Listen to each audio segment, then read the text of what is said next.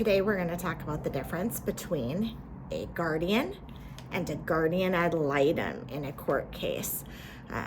My name is Vanessa Gordon. I'm an attorney in Lincoln, Nebraska with Gordon Law. We handle all areas of family law, including guardianships in cases such as custody or child abuse and neglect cases where a guardian ad litem may be appointed. Every attorney in our office is also qualified to serve as a guardian ad litem. So today we're going to talk a little bit about the difference. It's a common misconception, because they sound sort of the same, that a guardian and a guardian ad litem might be the same thing or similar things. In fact, they are very, very different roles. A legal guardian is a person who's appointed to have the care and responsibility for a ward. A ward may be a minor child who legally is not of age to make decisions for themselves and is in need of care and protection and has not been emancipated. A ward may also be an incapacitated or incompetent under the law adult, someone who by reason of physical or mental infirmities or developmental delays is not able to make and communicate responsible decisions for themselves. Once someone has been deemed to be in need of a guardian, the court would appoint a guardian through typically a probate case, occasionally through a juvenile court case. But in a probate or county court case, a guardian is appointed then to step in and make decisions and have authority over a ward. Some of the powers or the responsibilities that a guardian would have for a ward are basically the same decision-making authority that a parent would have for a child who is not an adult.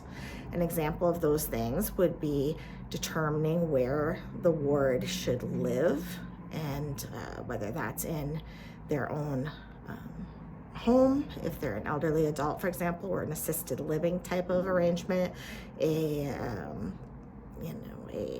facility, a hospital, a family placement. All of those different types of things would be determined by a guardian. A guardian can also authorize medical care for a ward and can give necessary consent, approval, or releases, protect the personal effects and belongings of the ward, arrange for education, sign school releases, those types of things, apply for any benefits that a ward might be entitled to, including Social Security, disability. They can enter contractual arrangements or settle, for example, personal injury cases on behalf of a ward. They could receive money and tangible property for a ward, and then if there's significant amount of money and property, it may be that a conservatorship in addition to a guardianship is necessary, but that's beyond the scope of this particular video and explanation.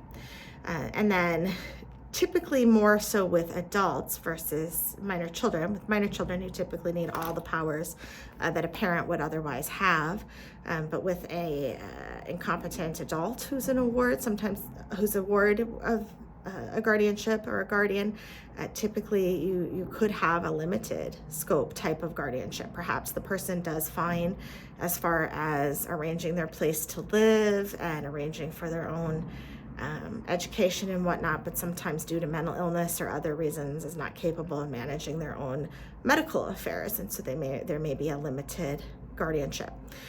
Guardianship you typically see with family members. If there's no family member available, then sometimes it's an interested party of another kind who's familiar to the person, or sometimes there's the Office of Public Guardian, although that's few and far between. They have very limited availability to serve as guardians. So, guardian ad litem, however, is a completely different role. A guardian ad litem is appointed by a court for a limited purpose to make independent advocacy and investigations and make recommendations in a specific case or matter, or sometimes on a specific issue within a case or matter. So in Nebraska, a guardian ad litem is an attorney. So that person is licensed and has a Supreme Court authorization to be appointed as a guardian ad litem. They've gone through some very specific training to be able to do that, and they have the requisite experience to be able to do that. A guardian ad litem is not an attorney for a minor child or incompetent person, but is there simply to investigate the best interests of that person and to report on those. Guardian ad litems are also used in guardianship cases, so it's a little confusing because you have the guardian and the guardian ad litem.